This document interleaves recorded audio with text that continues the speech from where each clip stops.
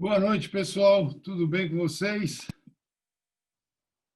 Estou aqui aguardando, que aqui em Londres já é meia-noite. É isso aí.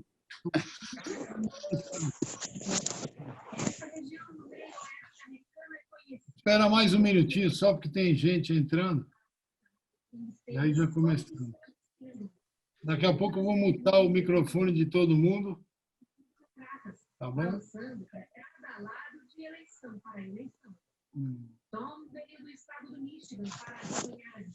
Vocês me ouvem bem? Faz aí com a mão. Todo mundo está me ouvindo?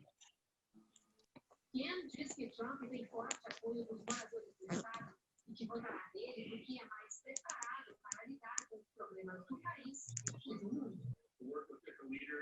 Desde 1960, quem ganha no voto... Fala, Herbert. Beleza, meu amigo? Foi assim em E aí, Sérgio, como tá, meu amigo? Tudo em paz. Beleza? Meu Deus. Estamos aqui no frio. Estou aqui em Que Londres. lugar que você tá aí mesmo? Em Londres. Londres. Aqui Londres. é outono, mas pô, o verão aqui é 17 graus, 18 graus. Ah, é verdade, né? Vocês estão no verãozinho aí, praticamente. Não, fim, acabou o verão, já está frio, frio, frio, frio, frio.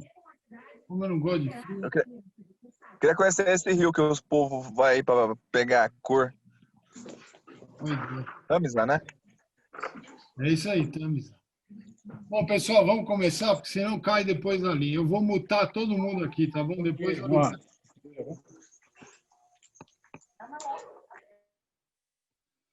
Pronto, vamos lá então. Na verdade, o título de hoje é Nascimento, Morte e o Paraíso. O que acontece depois da morte é a continuação disso. Eu só me enganei na ordem, então me perdoem, mas eu quero falar desse primeiro, Nascimento, Morte e o Paraíso. E aí na próxima a gente fala do o que acontece depois da morte. Semana que vem, segunda-feira, eu não vou conseguir fazer a aula porque eu vou estar nesse horário dentro do avião voltando para o Brasil, tá? Então a gente pula a segunda e vamos para outra segunda. Então vamos começar aqui o texto. Depois eu abro para pergunta e fica livre. O rei Davi disse nos Salmos: Minha mãe e meu pai me abandonaram, mas Deus me acolheu. E o significado do que ele estava se referindo é o seguinte: a concepção acontece aproximadamente 2 horas após o ato íntimo, ou seja, após a relação sexual. Quando a concepção está realmente ocorrendo, o que os pais estão fazendo, 2 horas depois de fazer sexo? Estão dormindo, provavelmente. O rei Davi se lembra de ser concebido. Ele lembra, logo depois que os pais fizeram amor, 2 horas depois os pais estavam dormindo e ele lembra disso. Então, por isso que ele fala, meus pais me abandonaram. Por que pessoas santas, almas santas, não esquecem? Elas não são traumatizadas pelo nascimento. Elas se lembram de ser concebidas. E aqui, essa coisinha que ainda não é nem um feto, passando pelo momento de mudança mais drástico, olha em volta e pergunta, quem está no comando? Os pais estão dormindo, exatamente quando ela mais precisa deles. Vocês me abandonaram, mas a alma é confortada pelo fato de que Deus é bem evidente nessa hora. Deus é bem presente, garantindo que tudo vá para o lugar certo, o nariz, os olhos, as pernas, e tudo funcione perfeitamente correto. A primeira demonstração de fé é o nascimento. A nossa primeira experiência de fé é no momento da concepção. Porque isso é verdadeiro a cada nascimento. Todas as concepções sobrevivem ao trauma e à chocante mudança, porque Deus está lá e dá à alma a coragem para passar por essa impressionante mudança. Agora o salmo mais famoso. Mesmo quando eu ando pelo vale da morte e não temo, porque você está comigo. Agora a explicação desse salmo. O que é esse vale da morte? E por que ele vai lá? O significado disso é que ele se lembra do seu nascimento. O processo de nascimento é bem parecido com um vale, com uma sombra da morte, porque o feto deixa o útero, onde ele teve uma vida maravilhosa, celestial, ele ainda não respira por ele mesmo, ele ainda não está nesse mundo, ele está entre duas vidas, entre dois mundos, o qual é um vale entre montanhas. Deixa eu admitir aqui que tem mais gente entrando. E tem uma sombra de morte lá, porque ele não está respirando. Então o rei Davi disse: quando eu fui pelo vale da sombra da morte, eu não tive medo. Isso não me traumatizou, porque você, Deus, estava comigo. Então essa é a segunda vez que cada alma experimenta uma proximidade e consciência de Deus, sem as quais nós não iríamos tão bem. O trauma do nascimento seria mais devastador do que já é. Uma coisa fascinante é que as pessoas que têm uma experiência de quase morte, elas se veem indo num túnel escuro, tem uma luz no final e tem um anjo, todo de branco, pedindo para que ele venha para a luz. Esse não é um anjo, é um médico. E não é branco, é azul claro ou verde. Ele está pedindo para você vir para a luz, porque ele não quer ser processado por erro médico. Mas é isso mesmo, a experiência de quase morte é um flashback do nascimento. Então, o nascimento é uma experiência de quase morte. Ou seja, dos dois jeitos você está nascendo. Ou você nasce para esse mundo, ou você nasce para o outro mundo. O que acontece quando o adulto passa por uma experiência de quase morte? Ele, de repente, acredita em Deus. Por quê? Acreditar em Deus vem de um trauma?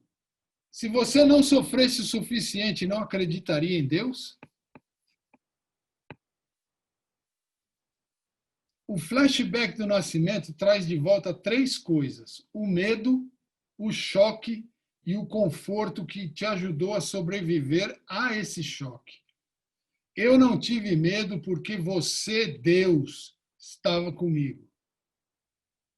Então, essa fé original retorna para a pessoa que a perdeu. O primeiro contato físico entre a alma e o corpo é a concepção. Os 3 primeiros meses é um estágio particular de um processo muito delicado. Depois de 3 meses, o processo muda, se torna mais tangível, mais físico. Aos 5 meses, tem um aumento da conexão entre alma e o corpo. Aos 9 meses, a conexão é forte. E 1 mês depois do nascimento, a conexão está completa. A alma se conecta com o corpo em estágios graduais. Esses estágios são necessários, pois de outra forma seria muito traumático.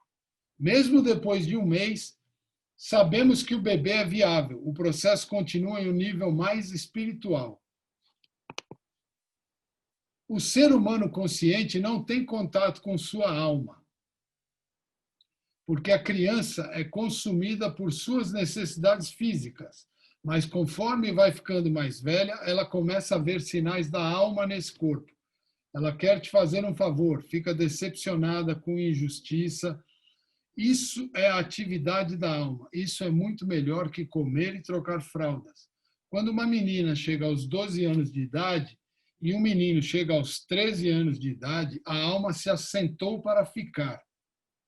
Então, até os 12 anos a menina e até os 13 anos o menino, a alma ainda não está assentada no corpo físico. Agora, no final da vida, o reverso acontece. A pessoa não morre de repente. Ninguém morre de repente. Ninguém morre por acaso. Primeiro, ela é notificada de algum nível subconsciente que ela vai morrer. Você pode ver isso em muitas pessoas e, literalmente óbvio, elas sabiam que iam morrer e elas estavam prontas. Para outras pessoas, isso não é tão consciente, mas inconsciente. Algo está acontecendo. Também a morte acontece em estágios graduais. Depois que a pessoa tem o sentimento que vai morrer, A alma começa a partir. Claro que no momento da morte tem um intervalo, mas a alma não vai embora tão rápido. Ela fica por perto. Ela gosta do seu corpo. Eles se tornaram amigos íntimos através dos anos. Nos 3 primeiros dias de Shiva, ou luto, é muito doloroso para a alma porque realmente ela não quer ir embora.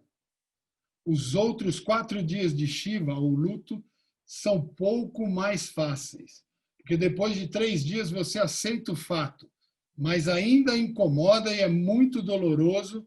Depois do luto, a alma aceitou a finalidade da morte, mas ainda perdura por até um mês.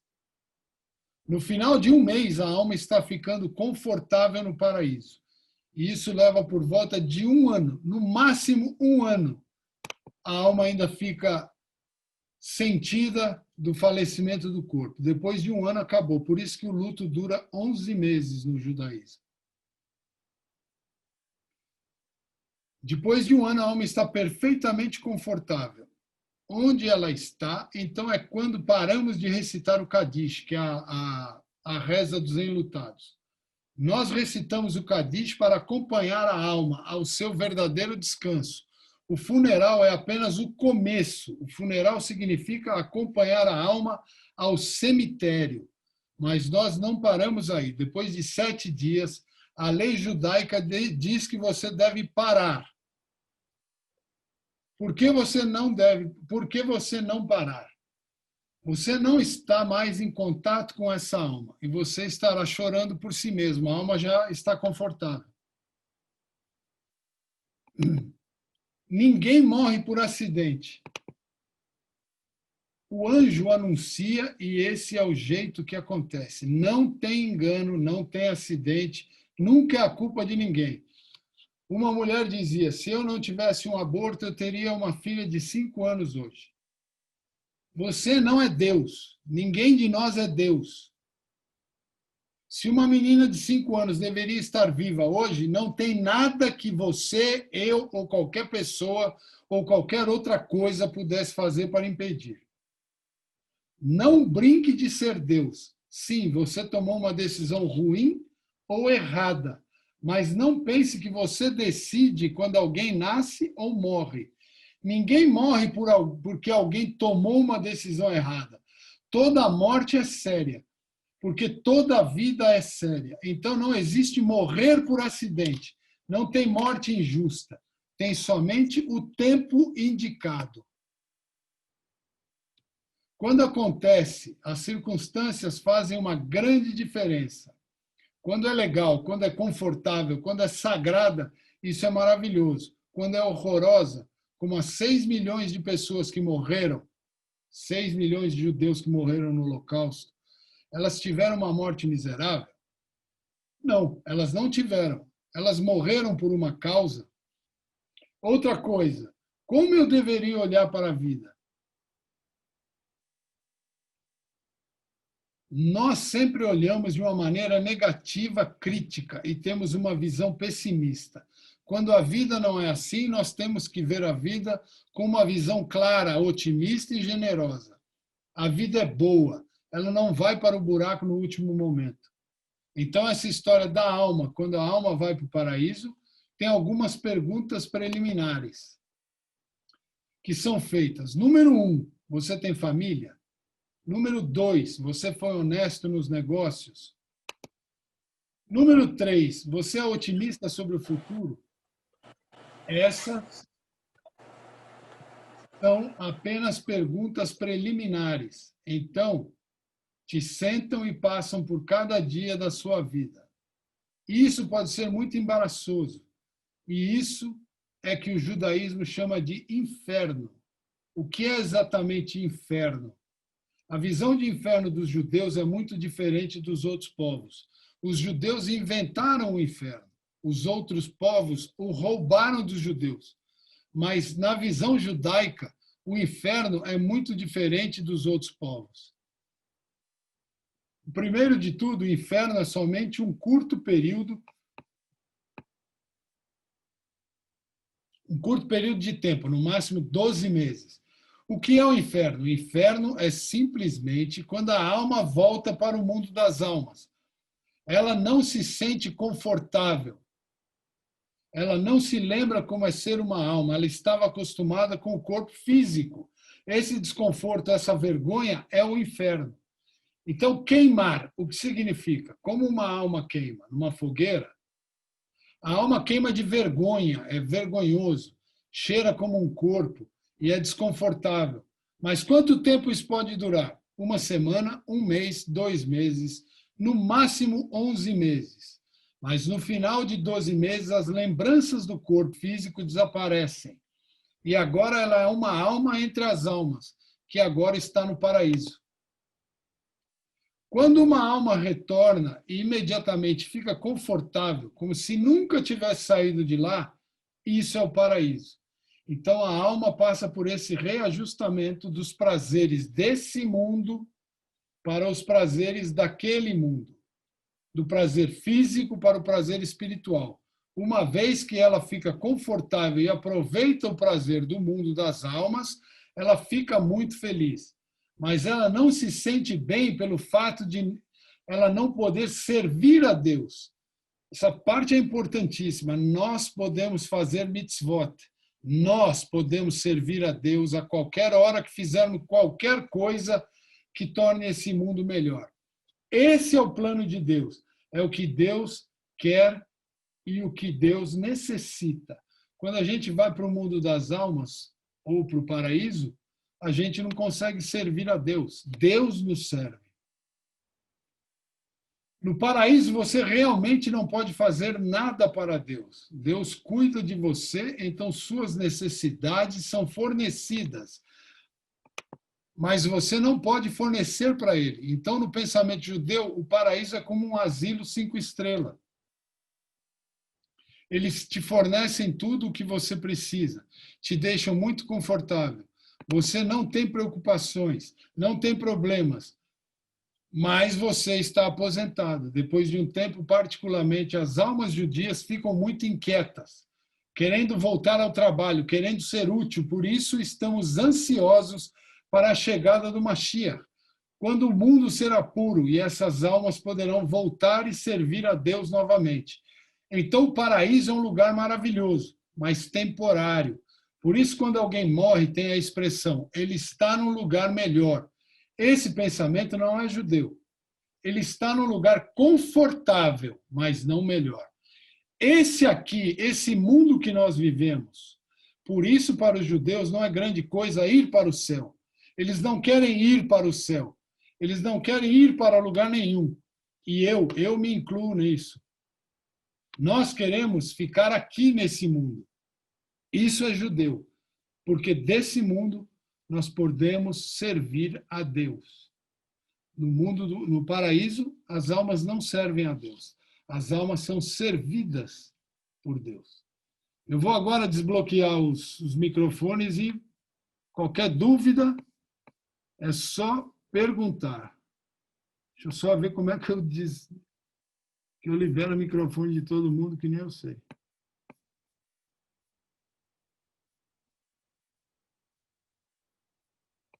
Acho que está livre. Quem quiser falar, é só desbloquear o próprio microfone. Sim.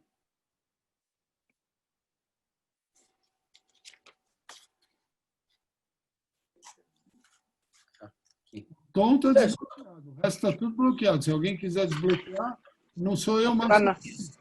Boa noite, Sérgio. Boa noite. Eu não vou abrir a câmera, não, tá? Tá bom, quem fala? É auxiliadora de Goiânia. Ok. Tudo bom? Tudo bom, boa noite.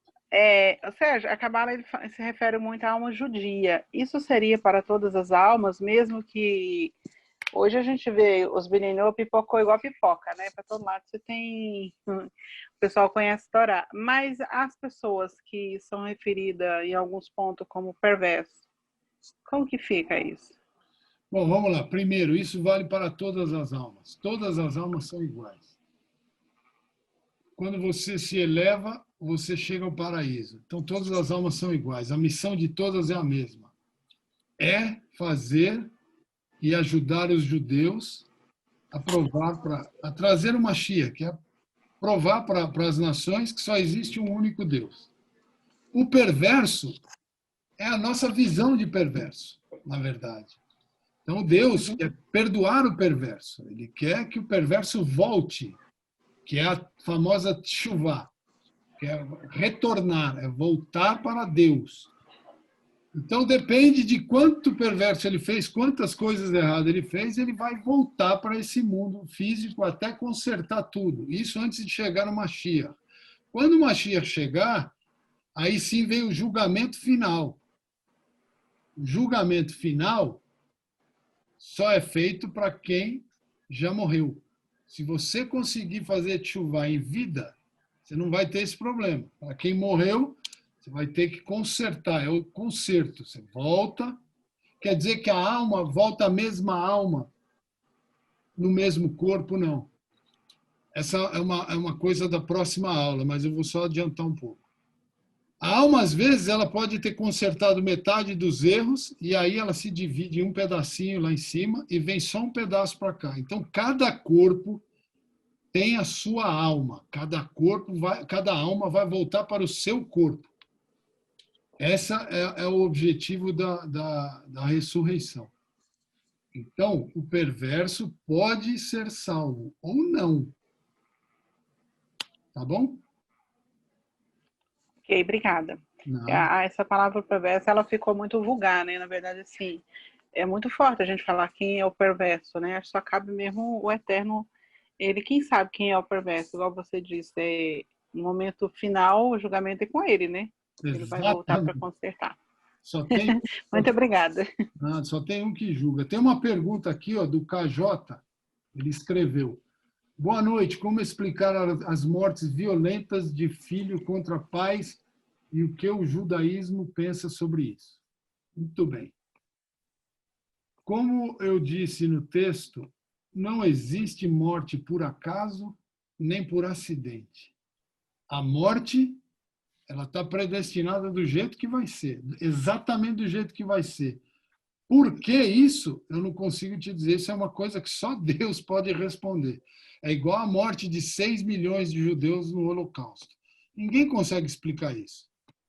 Mas isso foi feito porque Deus quis. Isso é indiscutível. Nada é feito por acaso. Então pode ser alguma teshuvá, alguma outra vida que essa alma fez e está pagando. Está consertando o erro que ela fez. Entendeu? Porque você vê casos, por exemplo, que eu gosto de dar exemplo. Tem gente aí que toma 20, 26 tiros e não morre. E tem gente que tropeça, bate a cabeça e morre, do nada.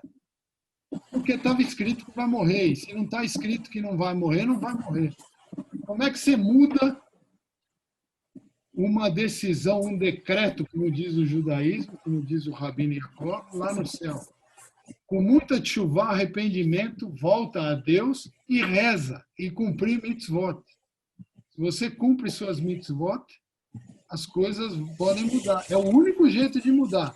Agora, também tem a mudança para o mal, de pessoas tão más, que aí a vida é encurtada, porque ela comete tanto absurdo, que aí um decreto novo é feito. Mas, quando você está para nascer, quando você está para ser, o óvulo está sendo fecundado, antes da alma começar a entrar naquele óvulo, um anjo vem e já proclama: você vai viver tantos anos, tantos meses, tantos dias, tantas horas, tantos minutos, tantos segundos, e vai morrer desse jeito. E aí, quando você entra no túnel que a gente falou e passa para essa vida, sua memória acabou. Você não vai lembrar de mais nada. Quando você morrer e a alma voltar para o paraíso, você vai lembrar de tudo isso. Só que antes você vai ficar no Guerrinom. Você vai ficar naquele estágio. Primeiro vamos passar um filminho, uma linguagem bem figurativa e simples, de tudo o que você fez, que é agora mais ou menos o nosso Yom Kippur, que terminou hoje. Então a gente está pedindo perdão pelos pecados do ano e prometendo que esses a gente não erra mais. E vai ter lá o nosso promotor de acusação. Quem é o promotor de acusação? É Satã, é o diabo. A função dele é essa. Ele não é bom nem mal. É a função dele. Ele te atormenta, ele te provoca e depois ele vai te acusar. Fala, ele fez isso, ele fez aquilo. Então, é assim que é a visão judaica.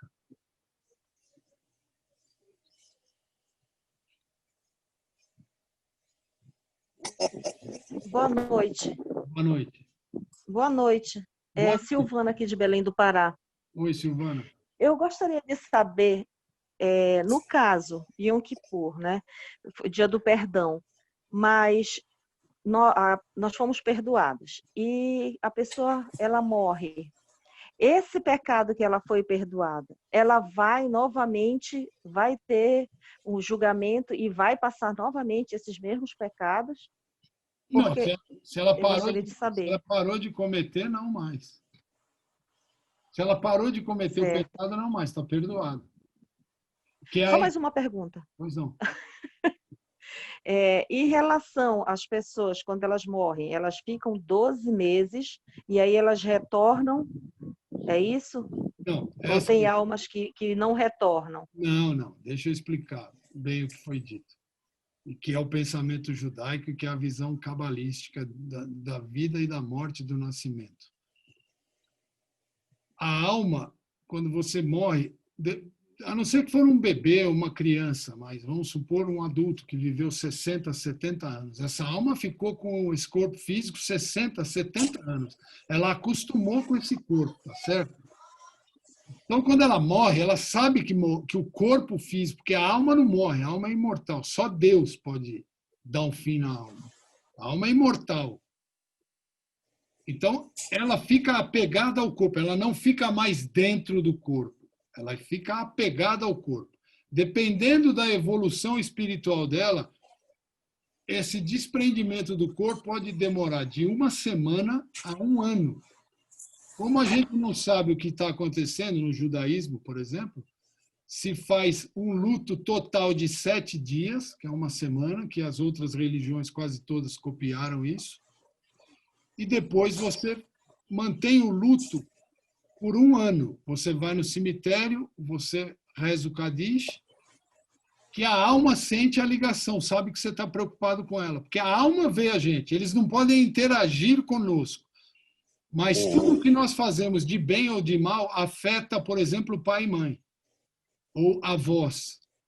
Então, se você faz coisas boas, você vai deixar o teu pai, tua mãe, se já faleceu, ou teus avós, feliz. E eles vão comentar lá em cima, aquele lá é meu neto, aquela lá é minha filha, e assim por diante. Se você faz coisa ruim, isso afeta eles lá em cima. Então, os mandamentos, as suas más ações, não afetam somente você. E para ter certeza que você não abandonou, não deixar a alma se sentindo, pô, eu morri, eles não querem mais saber de mim, não reza mais por mim. Então, a gente faz 11 meses de luto. Sendo, como eu disse, os primeiros 7 dias no judaísmo, você só lamenta. Então, você praticamente não conversa, o ideal é não falar com ninguém, reza a reza dos enlutados, que é o Kadish. Por isso vem o costume de quando alguém da sua família morre, no judaísmo, os amigos e as pessoas trazem comida, porque eles sabem que você não vai cozinhar e não vai ter tempo, então todo mundo leva comida para sua casa praticamente todo dia. E assim você está honrando a alma da pessoa que faleceu. Deu para entender? Ficou claro? Entendi, sim. Muito obrigada. Nada, imagina. Só uma perguntinha aqui. Tudo bom? Olha lá. Tá me ouvindo? Tô. Tá me ouvindo? ouvindo. Assim, você falou sobre o assentamento da alma no menino, o assentamento definitivo aos 13 anos, é isso? Isso. Aí, assim, é por isso também que é nessa mesma idade que acontece o bar mitzvah, não? Exatamente, nessa mesma idade. 12 anos a menina, 13 anos o menino. Que é a maioria religiosa do povo judeu. Entendeu? Por que a maioria? Porque a alma se assentou. A alma já agora está completa entre corpo e alma. Uma alma só consegue fazer uma mitzvah para Deus se ela tiver um corpo. uma alma sozinha não faz mitzvah. Então, por isso que para o judeu é importantíssimo você ter um corpo. Para o judeu e para o Bnei Noach, se você começar a entender a religião, como funciona, é a mesma coisa. Então, você é Bnei Noach, o outro é judeu, mas todos seguem o judaísmo. Então, a linha é a mesma, tudo acontece a mesma coisa para as almas, são todas iguais. Todo mundo veio de duas almas, Adão e Eva. Os únicos que não nasceram foram Adão e Eva. O resto é descendente, é criação de Adão e Eva. Então, todos são iguais. Olha, a gente acho que tem uns 9 minutos só. Que aí já recebi um aviso aqui que vai acabar. Então, fiquem à vontade para fazer perguntas. Tem pergunta no chat aqui. Acabei de ver. Ailce, acho que é. O que acontece com o suicida? Boa pergunta. O suicida, ele tem um livre-arbítrio. Então, ele não vai ser premiado por isso. Ele está encerrando uma missão antes de terminar. Só que o que Deus deu para a gente, qual é a semelhança de Deus? Criou a semelhança. Não é que o corpo é igual a Deus. Deus não tem braço, Deus não tem boca, não tem olho. Deus deu para a gente o livre-arbítrio. Deus te leva até a fronteira, até o limite da decisão. Se você decide pular para lá ou ficar aqui, é sua decisão. O suicídio é uma decisão que você resolveu interromper tua missão. Você vai ter que voltar aqui e a missão vai ser muito mais complicada porque você interrompeu uma missão divina. Essa é a visão judaica e cabalística do suicídio.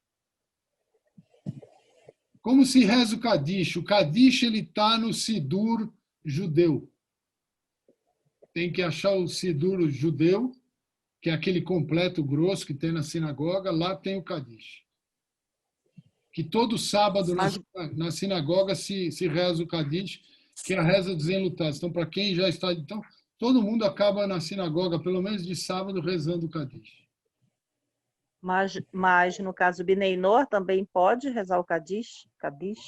Pode. O Márcio mesmo... mas tem que ser 10 pessoas? Não, você pode rezar o Kadish sozinho. Você fala com o rabino e ele vai te orientar direitinho. O ideal seria 10 pessoas, mas você pode rezar sozinho em honra do teu parente, do teu pai, da tua mãe, de quem faleceu. O ideal é rezar o Kadish 11 meses, não 12, 11 meses.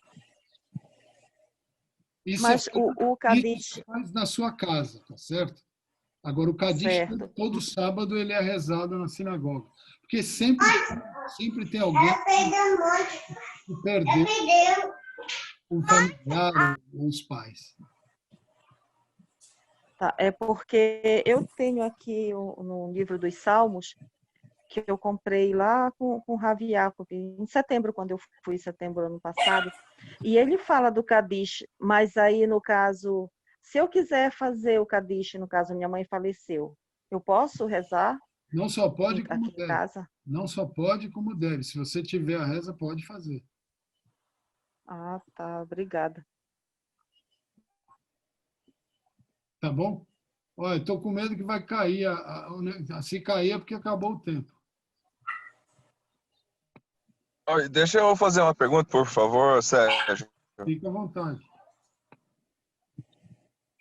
Eu queria saber, se você pudesse me ajudar a gente aí a falar sobre essas manifestações sobrenaturais que acontecem, como que elas se produzem, o que acontece ali, que existem essas manifestações sobrenaturais em alguns lugares. Isso aí é o seguinte, existe, é igual a previsão, sempre teve os profetas, Deus não gosta que a gente vá investigar. Muita coisa disso são o que o judeu chama de demônios, brincando e mexendo com você, porque a alma mesmo ela não vai interagir com você. Então, se você for dar muita atenção para isso, você está dando atenção para os demônios, chamados demônios, que eu ainda quero fazer uma aula cabalística sobre isso, já falei, talvez a próxima ou a outra na sequência. Então, eles não podem, eles só fazem alguma coisa e te atormentam se você deixar. Aí ele interage com você. Se você faz suas rezas diárias e segue a lei do Bnei Noah, as 7 leis, isso não vai acontecer com você, pode ficar tranquilo. E eu falo isso porque eu já expliquei em outras aulas aí que eu já frequentei outras religiões. Deixa eu só falar uma pergunta aqui, que me perguntaram aqui se o mundo está pronto para a vinda do Mashiach. Os judeus acreditam que sim, a gente acredita que já estão entrando no 7º milênio, né? É como se tivesse no Shabat, a sexta-feira, 4 horas da tarde, é a nossa era. E diz os sábios judeus que o Mashiach vem no 7º milênio. Então está próximo, pode ser a qualquer momento. O mundo está mudando para melhor, apesar de que está tendo muito conflito, mas isso são previsões cabalísticas também, que ia acontecer isso bem próximo. Mas eu não posso responder com certeza, porque ninguém pode. Oi. Oi. Tem uma outra pergunta aqui perguntando se eu sei para onde vai a alma do suicida. Já respondo já. Pode falar. Oi. Oi. E quando uma pessoa é acusada injustamente aqui na Terra, quando ela morre? Como assim? Ela é acusada de alguma coisa injustamente aqui na Terra. E quando ela morre? Não, mas se ela foi acusada injustamente, lá no paraíso ela não vai ter problema nenhum, porque ela não fez nada disso. A única pessoa que você tem, a única coisa que você presta conta é para Deus. Então, por exemplo, você confessa seus pecados para Deus. Daí vem a confissão católica, que mudaram e fala que você tem que confessar para o padre. Você não tem que confessar para ninguém, para rabino, para ninguém. Você faz a sua confissão para Deus, você tem que confessar. Deus sabe o teu pecado, mas Ele quer que você fale para Ele. Então, nas suas rezas, depois você fala, mexendo os lábios, o que você achou que você fez de errado, você conta para Ele e pede perdão. Essa é a única coisa. Então, se é uma coisa injusta, pode ficar tranquilo. E se essa pessoa não vai ser punida, porque Deus acha que não merece punição, por mais que as pessoas acusem, não vai acontecer nada. Mas, infelizmente, nós vivemos num mundo, segundo a Cabala, em que o mal domina mais que o bem. Então, o mal, até chegar a Mashiach, o mal sempre vai levar uma pequena vantagem contra o bem, e você vê aí o que acontece.